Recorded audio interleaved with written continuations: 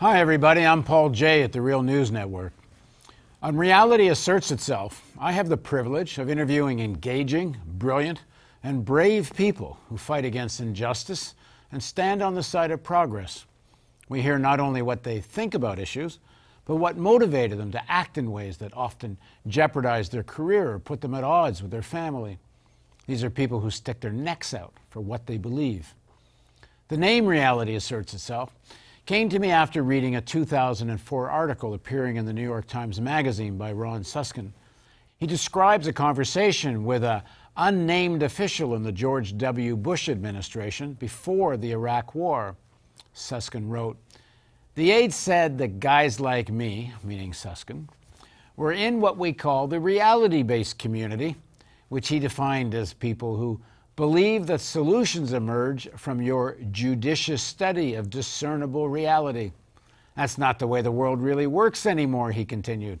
"We're an empire now, and when we act, we create our own reality." No, you don't, I thought. The leaders of all empires think they wield such power and will rule forever. The dustbin of history overflows with such people. Presidents Bush, Obama, now Trump, all justify wars and mass slaughter with mantras about security, democracy, and freedom. Higher ideals must be invoked for soldiers to sacrifice their lives. America might do bad things, but always for good reasons. The obvious reality is that commercial interest asserts itself, especially finance, oil, and guns. Behind all the rhetoric, this interest largely determines foreign policy. American exceptionalism accepts inequality and its accompanying militarism as inevitable in the best country on earth. The Pledge of Allegiance ushers in the first day of kindergarten, begins an education imbued with Americanism.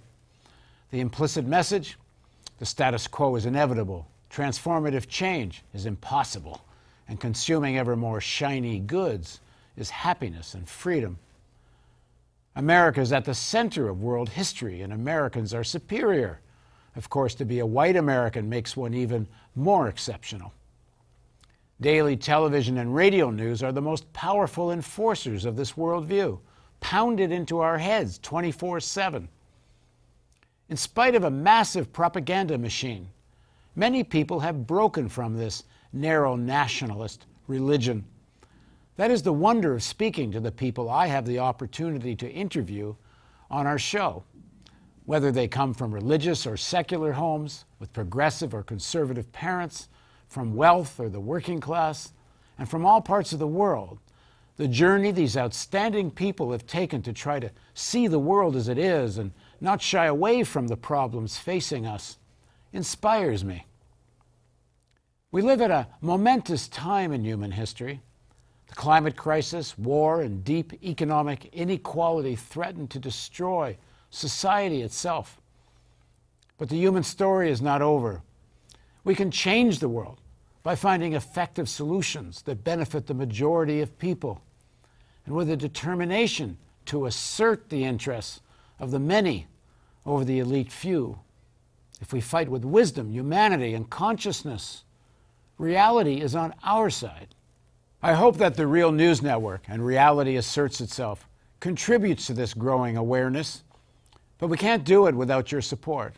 It takes a host, a producer, a studio crew, an editor, and a studio facility to make an RAI series of interviews. Sometimes it involves travel expenses. We produce the show like a documentary film with extensive archival footage. All of this is expensive. So if you value what we do, please make a tax-deductible donation today to make our show Reality Asserts Itself possible. Help us make real news.